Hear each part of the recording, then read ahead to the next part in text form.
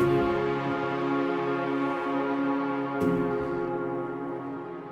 name is Lauro Romero. I'm the executive chef here at King Tide Fish and Shell at the Riverplace Hotel.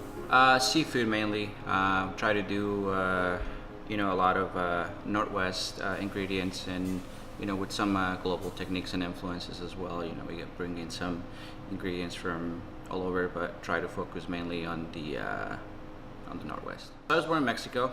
I lived there until I was 14. Moved to Salt Lake City. And then I was there until about 5 years ago. Pretty humble upbringing. I grew up in a small city up until I was 9 or 10, and then my mom moved us to where she grew up, which is a really small town, like very rural. Farming community. You grow what you eat, and if you don't grow it, then you're in trouble. And then after when I was 14, then I moved to the U.S. Salt Lake City with one of my older sisters and an older brother that were living there already. So yeah, and then in there, school, and when I was right after I came to the U.S., I needed money, and so I found a job as a dishwasher on the weekends at this brewery, and I thought it was like the coolest job, like free food. It was a couple of days a week, so it was kind of fun. Made some money and got free food, so it was pretty cool.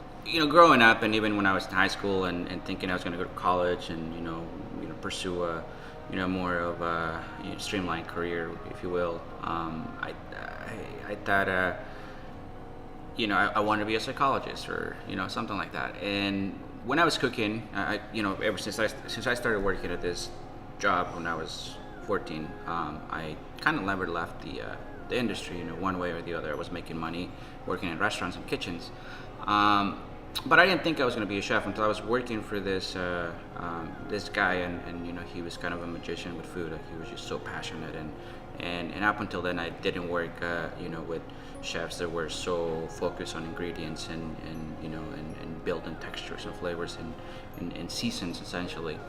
And that's when I kind of discovered that I wanted to be that this was more than a paycheck, and there was more to it. So I was about 19, I think, at that point. That's a tricky question. I think if my wife answers that, it'd be like there's no balance. But I think that in this case, my success, the restaurant success, is my family's success. So the balance for me is, obviously I want to spend time with them, and I try to be there as much as I can. And I got a decent job where that I can take advantage of some of the the perks that I get from for working for a company like this. But yeah, I'm not gonna lie. There's long hours. There's a lot of sacrifice. A lot of things that need to be. A lot of details that need to be focused on, and that it takes a lot from from me and from my team as well. Balance. It's for me right now is about the time that I get to spend with my family, with my kids, make it the most important, and I'm there 125%, and take advantage of that, because you got to understand that that time that you have now is never coming back. So everything, if you miss it, and you're not gonna have another opportunity. So I try to remind myself on that on a constant basis. Like, the time that I have for the restaurant or for them, it's not coming back. So you got to do it 125%.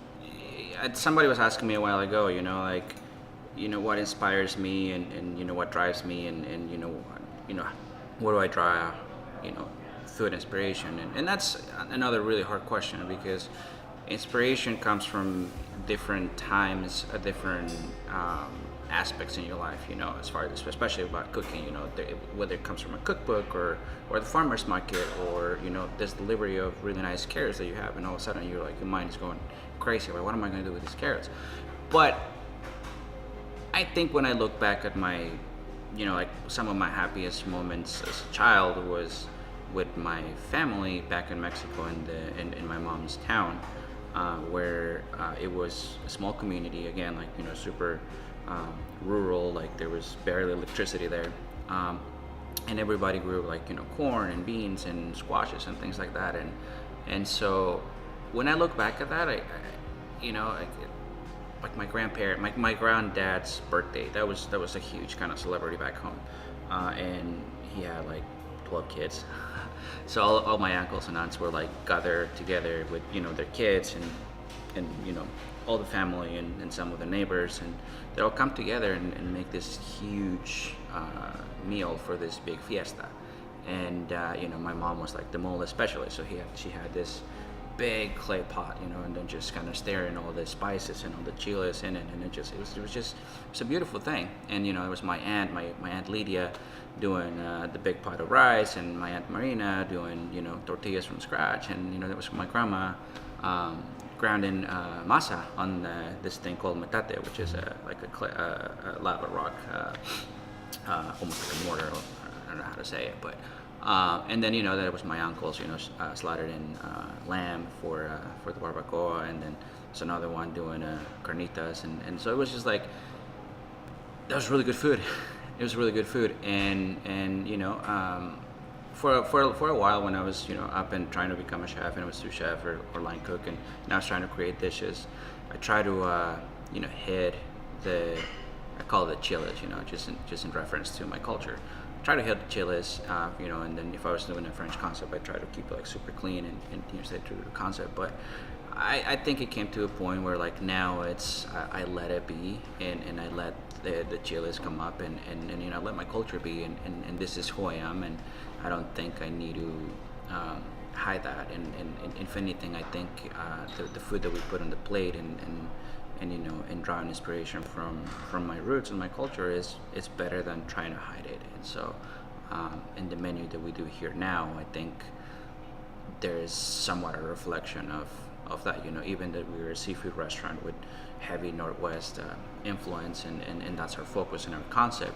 There is peaks of who I am as a person and as a cook, and where my inspiration comes from as far as like as a human, I guess. I think my legacy, without really like giving a lot of thought, I mean it would be, I think my work ethic, the amount of work that we put into, and hopefully the results, the results are yet to be seen, and so I think for me, I want more. I want to go more places. I want to, maybe one day I'll have my own restaurant. Maybe I'll have my own empire. Who knows? I'm a dreamer. I'm a believer. I'm ambitious, and so I think if it comes to anything as far as a legacy, it would be that work ethic and responsibility and hopefully people have the idea and I made an impact and they know that I cared.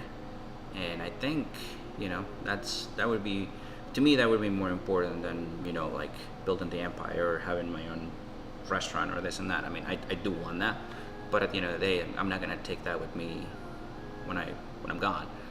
What's left is the memories that you create, and so I want to create good memories, and I'd like that to be my legacy. I think more than ever, I'm really obsessed with my roots. Going back to corn and masa and tortillas and pretty humble, basic Mexican cooking. I'm really digging into it, and I'm calling my mom and my sister, and I'm like, hey, how do you remember how grandma used to make this, and how did she make it? There's so much knowledge that it's kind of getting lost. It's slowly disappearing, with the modernization of things and the globalization of cultures. I think a lot of the traditions and the old recipes are kind of disappearing, and so for me, because I grew up with it, I don't want that to happen. So and it's just really cool, like the whole process. For example, the process of corn, and nixtamalization, and how do you add a little this something, and then you transform an ingredient, and you're able to make tortillas and corn. I mean, corn is the origin of cultures. Like we have the Aztecs and the Mayans and the Toltecs and the Olmecs and cultures before that would survive mainly on corn, and so I think I think I'm a little obsessed with that right now. It kind of goes the same way, like work hard, have a vision, pursue it. The only person stopping you is you. This is truly the land of opportunities. As an immigrant, we all come in with dreams, and we want to better our lives, and therefore that's why we're here. And so I think for me, and I see a lot of my people, if we made the journey and we put everything on the line for that, why not take it to the next level? Like don't stop, don't get, for lack of a better word, complacent. It's okay to dream, it's okay to want more, it's okay to have ambition, and I truly believe if you focus on something, if you want something, you have to ambition and you have to stay through it. Is it going to be easy? Absolutely not. And if it is, then good for you. But most likely, it's not going to be easy, and you're gonna hit road bumps, and it's all going to come to determination, and getting over that, and then keep pushing and keep pushing. Hopefully, there's good people in around you, and that's when you rely on friendships and somebody giving you a little push, and then you're back on track. Again, like I think the biggest thing is there's nothing wrong with dreaming and having to keep better in your life, and wanting more of what you have. Take every moment for what it is, and enjoy it as much as you can, and then move on to the next, and